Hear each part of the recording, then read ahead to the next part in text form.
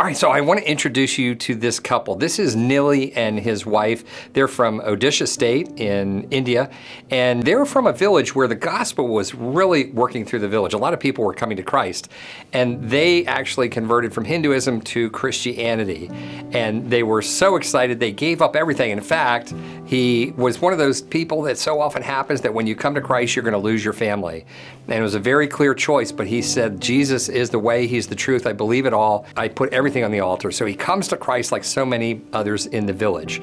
Now, this is a very traditional agrarian place, and so oftentimes this is not received well, and it wasn't received well in his village. So the RSS comes in, the radical Hindus in the village bring in the RSS.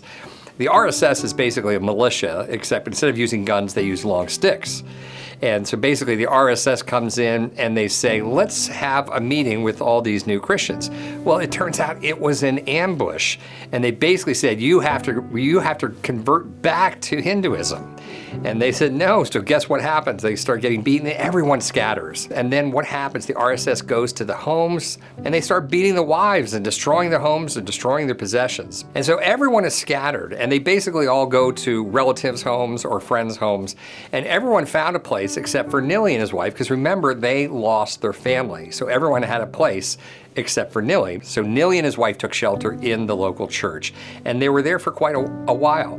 And then, for the second time in their lives, Nili and his wife were ambushed, except this time it was an ambush of love. So what we did was we built Nili and his wife a small, modest home, and we didn't tell them about it. So the picture you're seeing with those incredible smiles and the thank you, that's when we ambushed him in love and we said, guess what? We've built you a home.